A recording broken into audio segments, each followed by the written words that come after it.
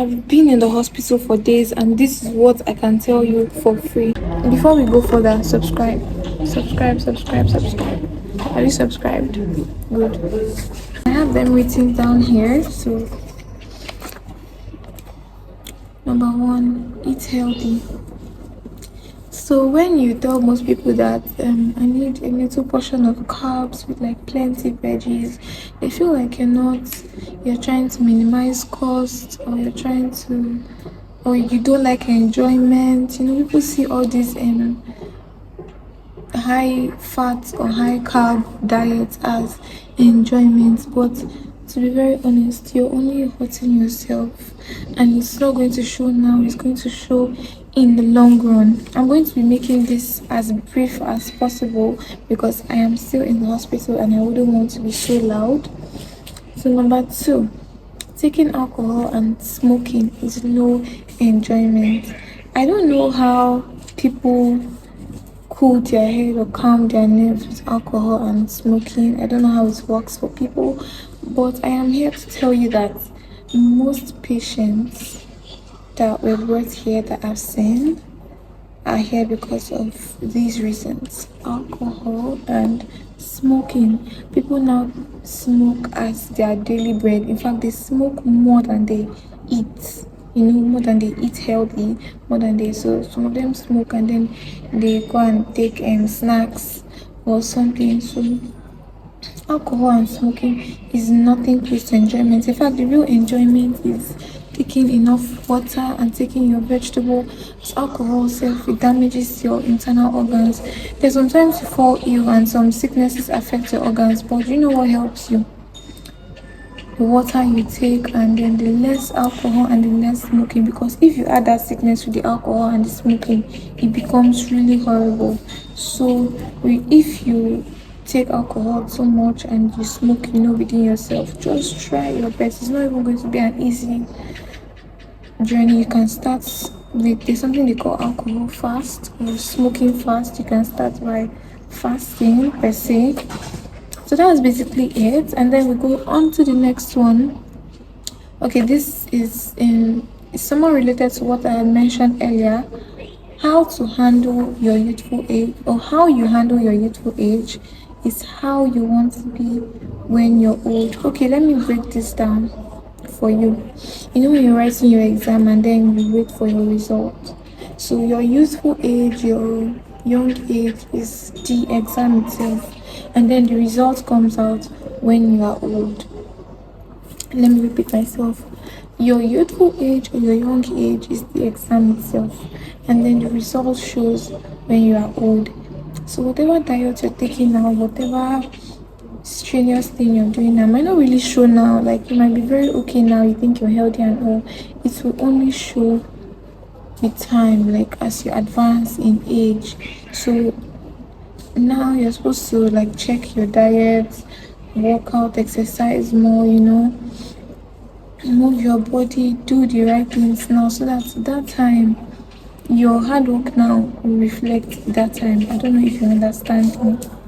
I might make an elaborate video on this if you want me to. So the next one, I told you I'm going to be fast. Prioritize your health. Put your health first. Oh God, I don't know how to say this again. Put your health first. Prioritize your health. Don't say, "Hey, I will take that medicine later. I'll take that drug later." Take it now. Do that test now. Run that test now. Do anything you want to do health-wise now. Do not postpone it. Some people will say, this money I want to use to buy a phone. This money I want to use to make my hair. Use that money to run that test today. That pain that you are feeling in your shoulder might be a very serious thing tomorrow. So do the test every second. Do the test, because every second matters in your system. 2 minutes might break your system down into nothing. So just go now. Use that money now. You want to use to buy that bag and that shoe, to go and run the test. It's for your own sake.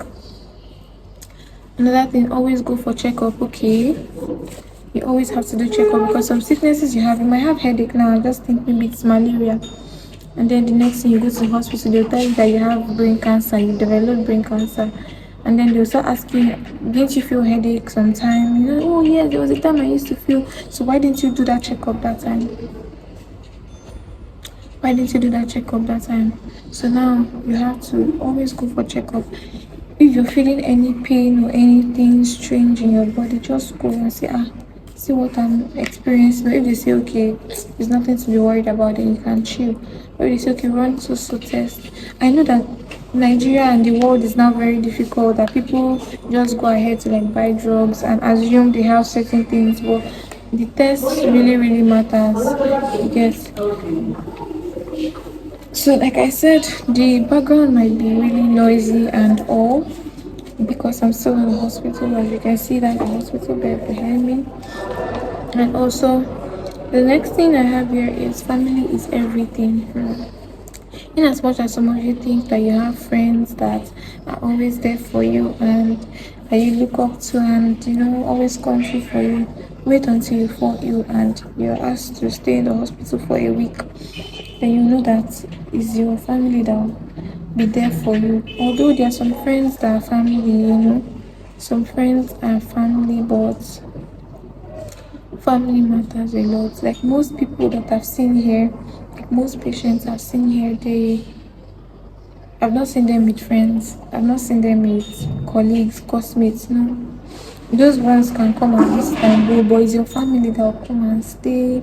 Most people they'll feed them, they'll bath them, they'll run up and down because okay, currently I'm in a teaching hospital, and the stress of being in a teaching hospital. So family is everything. You get. Don't say because of this friend now I'm throwing away family. No, when you need that person, it's only family that can show up. So the next one is this one. I'm not going to be saying it in English because it no go enter well. If you no get mind, no fall sick. If you no get mind, no fall sick. Coming to the hospital, this is my first time of staying this long in the hospital. Coming to the hospital, I realized that I am supposed to be more grateful for life, I'm supposed to be more thankful. I'm supposed to any hour, any minute you have is a reason to be very grateful. I've seen like a lot of dead bodies, the way they carry dead people in like sack, like nylon, all these long nylons. It's a reason to like be really grateful. You just see yourself crying for another person when you hear their story, when you hear or you see the pain they are going through. Just like okay, the other ward that was behind me was this lady that had diabetes, so she had her leg cut. And then they were cleaning the injury. You guys, she was crying, and I could not help. Like I did not even know when tears started falling out of my eyes. So if you don't have mind, no, go visit the hospital. No. So the next one is you must cry for somebody in the hospital, like I said. So you always see cases, emergency cases, people rushing in, people rushing out, cars coming in to pick dead people talking about mortuary.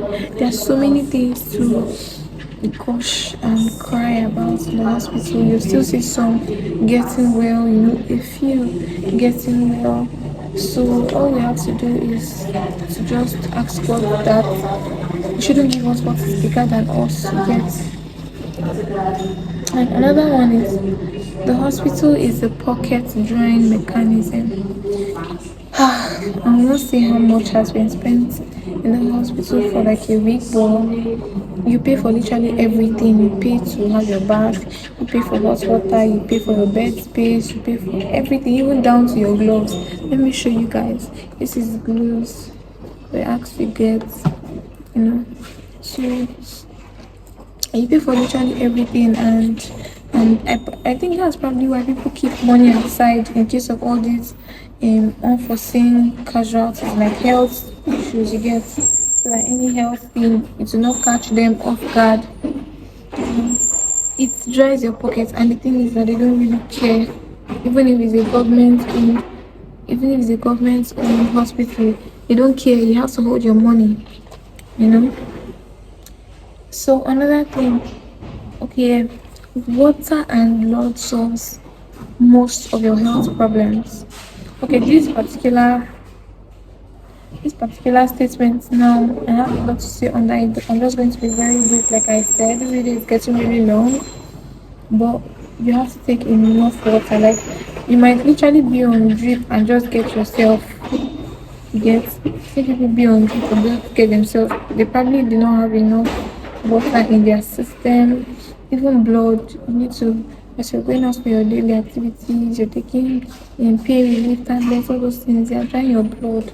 So you have to boost your system, your blood with vegetables and blood tablets, blood syrup, and all these things. So these things are essential. You might just think, I have malaria. Meanwhile, your shots, the blood in your body is short or something. So I have the last one here, which is natural fruit and vegetables saves you from a lot. So when you go to a country now, the next thing that comes to your mind is croissant. How do you guys pronounce it? Rice and chicken with no vegetable. Yeah.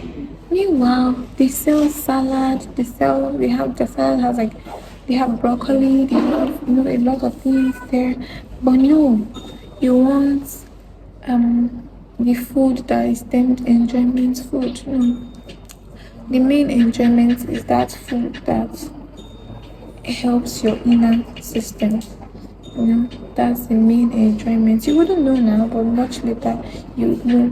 And then the last but not the least, those of you that go from your car to your office and then to your bed, your car to your office and then to your bed, and you have like 100 maids attending to you at once, you need to know that once in a while you should check your weight, check your weight, work out, do exercise, even if it's in your room, even if it's for 30 minutes every day, 15 minutes every day, it's a lot. Like it will help you from a lot. Just sweat it out, just sweat it out and stop abusing drugs. Stop abusing drugs. Stop abusing drugs. Don't do self-medication again. It's not malaria that is wrong with you, it's not typhoid. That fever is not malaria.